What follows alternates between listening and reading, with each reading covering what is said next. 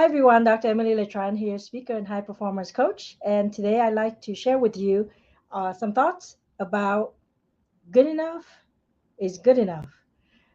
We are all high performance individuals. When you are running a business, or maybe you're leading a team, maybe you're a manager, you're a team leader in a company, in a segment, in a department, we all think of ourselves as a leader and that we are performance at a higher level.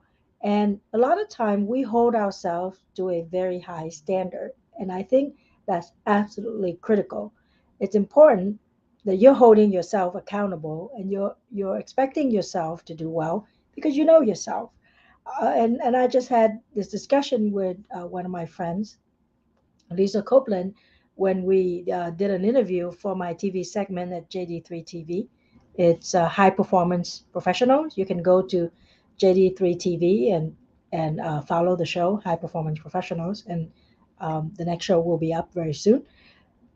But we were talking about when we're good, that it's very easy to just go through the motion. And a lot of times people don't even know. There are days where maybe I got a little distracted. Maybe I'm doing a particular transaction, like I'm buying a building or buying a practice or working on a contract, and I would still show up because it's my scheduled day to see dental patients. And I could be there just seeing all the patients, but I know my head and my mind wasn't 100% there because I'm distracted. I'm thinking about whatever other transaction or deal that I'm doing. I can still do the work. I can still treat the patient right. I can still make a joke because that's one of my goals is to make each one of my patient laugh. So if I'm seeing 15 people, if I shoot for making every one of them laugh and maybe half of them laugh, that still is better than none of them was laughing, right? But it's very intentional to, because I know a lot of time when people go to the dentist office, they stress. So I'm gonna help them laugh. I'm gonna help them relax by making a joke, telling them a funny story. In any case, I could do all that and I'm still distracted, is what I'm trying to say. And especially when you're a high performer, it's easy to go through the motion. I don't mean to fake it, but it just you yourself, you know that you're not at 100%. Your very close staff may know, but in general, your customers, your clients, your patients may not know. So, what do I mean by good enough is good enough? Well, sometimes don't hold yourself to such a high standard because good enough is good enough. Run with it. Understand that you can always bring a better version of it. I'll give you an example. Let's say you're writing a sales copy, writing an email, or maybe you're designing a postcard to be sent to the neighborhood, especially if you have a brick and mortar business, and you're messing around with it, you're looking at it, and does this picture look good enough? And can I change this here? How about this font? And you're playing around so much. One of my friends, he always gives this as a compliment, but I took it as darn it, I better look at it. He always said, you know what, Emily, you inspire me. It was one of those days that you went on live and I was listening to your message and you didn't care because you were standing there and the light was off and something else he said was off. And I'm thinking, really? Was it that bad? But his whole compliment was, even though all of that wasn't going 100%, your message resonated with me, right? And I developed the respect for you from there. So good enough is good enough in the sense that, you know what, if you're ready, if you're fired up, you want to share that message, and maybe you're not in a studio, maybe you don't have the good lighting, like I said earlier, maybe you're designing a postcard and maybe it's not quite 100%. As long as this has all the elements that you know is important for marketing, it has, a good headline, it has a good offer, it has a deadline, it has some testimonial, it has an op-ed. Those are like the very basic things to have on a mailer. If it has that, just send it out, right? And if you didn't get the response that you have, then yeah, you may change the headline, or you may change the offer, or you change the deadline, or whatever it is. Add a bonus. But unless you send that one out, you never know how it performed. And if you keep sitting there and messing around with it and trying to fix it, um, it may take another 2 weeks before you send it out. And you may be writing a postcard for Mother's Day, right? And you really should be sending it out by the end of this month. So that way, there's 30 days that you give the mailer 30 days to work for you, even though the call to action may be in 2 weeks. So one way to try to get out of that mindset that trying to be perfect is to get a coach or a mentor, somebody who can look at it and say, okay, this is good, let's get it out, right? You have all those elements, let's get it out.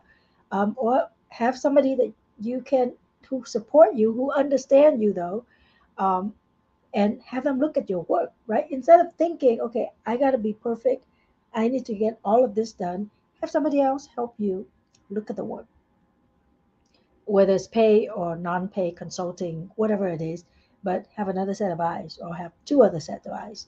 But it has to be, again, it has to be somebody who understands it. If I have studied marketing and I do a postcard and it may not look the prettiest, um, and I show it to somebody who doesn't understand marketing and they look at it and they say this is not pretty enough, they're gonna they're gonna shoot it down.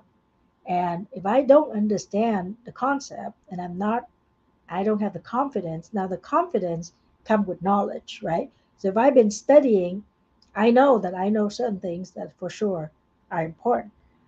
This other person, unless this person study marketing, they can give you all kind of feedback, and it may be nothing because they don't understand the marketing. But understand that when you share your work, when you ask for advice or opinion, ask from the right people, the people who actually know and understand like you. Hopefully they're better than you or they've been around longer than you. They've done it longer than you, where they can give you a great feedback, great opinion. And then and then run with it. People write books and people would tell me, my clients would be telling me, oh, I've been working on this book for I don't know how long. And and my advice has always been, okay, what is the goal? What are the main chapters? Have you addressed all of those main points? And if you did, well, put it out. There can always be a, what do you call it, like an updated, um, like a second edition. I'm trying to think of the word, right? You always see that book, and then there's like a second edition of the book with added information, current, having to do with current events, that kind of thing. You can always do a second version of that book and make it better. But if this one you've been working on it and you know that you've put your heart and soul into it, then just get it out the door.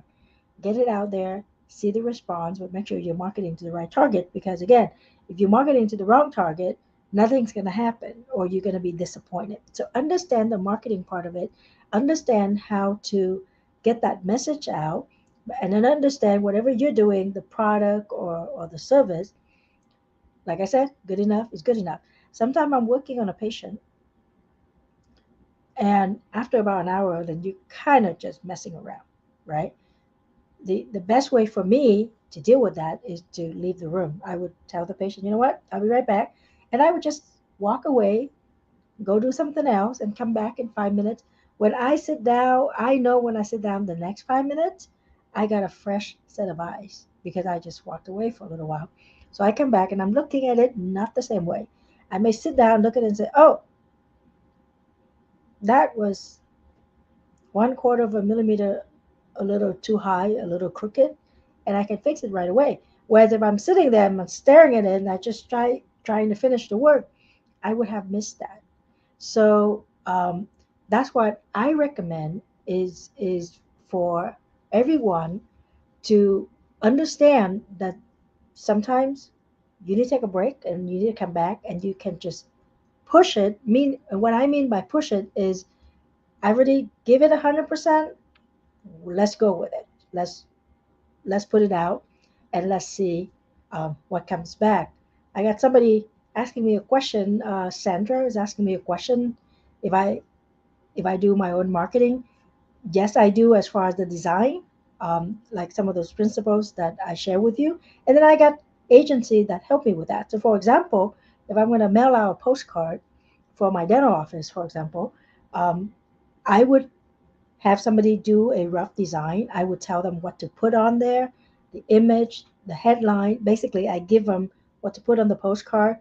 Um, I'm not going to be the expert in graphics, trust me. I just bought an Apple computer yesterday and I'm already stressed, right? Because my kids tell me, you're on your own, mom, because everybody else have a have a PC.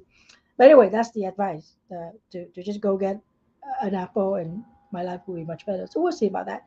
My point here is yes, is the strategy and the content will come from me. My strength is not graphics. My strength is not design. My strength is not going to be a targeted list. So if that's what I want, then I'm going to outsource that. I know people who can find me that targeted list. I want women married 30 to 45, have kids, and I'm going to send out the offer, for example, on braces, on clear aligners, on whitening, on smile design, on cosmetic dentistry, all of those things that may be fitting to that group, that age, fit that description in that particular zip code. So for me, it's usually within a mile of the office, a mile radius. I'm in the great state Southern California, pretty competitive. So to drive a mile, a patient would probably pass, I don't know, 20 offices or more before they get to my office. But when they do that, um, they we they is really they come because of the postcard. They come because of the message. They come because something resonates, right? Because again, they could be driving 20 miles. I mean, not 20 miles. They could be driving past 20 offices before they actually get to my office. So that's the beauty about something like direct mail, because you may be the only one showing up in the mailbox as a dentist or as a realtor or as a CPA. And yes, there's an investment cost for that. You have to look at how much does it cost to acquire a customer in general. Customer, patient, client, just substitute the word. But what is the average value of that particular customer? Somebody answer your postcard, come in, and there's a very good chance they're gonna accept whatever treatment you have. If in your copy you already planted the seed that is gonna cost money, that it's not gonna be it could be a free consult, but it's gonna cost money to do the work kind of thing. And when they come in, so when you calculate all those numbers, you know that you could invest X dollar into this marketing campaign, sending out a postcard, or maybe running Facebook ads. And when they come in, what kind of value you're going to deliver, and and if the person sign up, you know that you're going to get positive ROI, and it's going to be called a successful campaign. So what do I mean by good enough is good enough? So let's say I just mentioned a couple of things with you, the graphic and the offer and the testimonial, and maybe you say, Emily, I only have one testimonial. Well, great. Put on the one testimonial. Put it in writing. Have a QR code. Lead it to your office website, and I hope the testimonial is on there. Or maybe it's on a YouTube video, right? So that way you can also drive traffic to YouTube that is linked to you, and that's going to help with your SEO. But don't wait until you have 200 testimonials to put that on the postcard. I don't care how many testimonials you have. The person who gets your postcard, they only looking at that postcard, and the only goal for that postcard is for that person to call you or go online or whatever and make an appointment. So understand the goal of the postcard is to drive to an appointment. And if that postcard make your phone ring, that's all you need. And if you are sending it to the right targeted market, then whoever call you will most likely be a woman, a mom with a couple of kids, like teenager kids, so who will probably need braces, 30 to 45. And a lot of time, if you go to the right company, which is the company, for example, the company that I work with, they can also narrow it down to income, household income. And that just means that this particular family would probably be able to invest in the dental health with your dental office. Or in my coaching business, I could be sending out postcards to dentists, and I would be also asking for a certain income level, because then at that certain income level, they've done some growth, they've seen some challenges, because sometimes when you grow, you see the challenges, right? If you're just starting out, maybe you don't. Maybe it's more like you're overwhelmed. But if you're in running the business for a couple of years, you could be a dentist, a chiropractor, an optometrist. We're all very similar. We got a waiting room, we got patients, we got some staff, we go home, we got kids, we got husbands or a wife. We are very, very similar, even though we don't think we are. Then those people have a particular set of challenges, and at a certain income, the challenges could be this big, or this big, and that I could come in and help solve that challenge, and also help accelerate their business growth. So I hope that helped. Um, Good enough is good enough as long as you know what you're doing. If you have any question, you can always reach out to me, message me, or you can email me at coachemilyletran@gmail.com. I also have a library of business videos that you can do it yourself. You can go to actiontowinacademy.com and check this out. Hope you have a great, great weekend. Um, Two of my kids just started spring break, and one is already taking off, and the other one is still sleeping. So I anticipate this to be a fun week. Everyone, please have a great weekend, and may the floss be with you.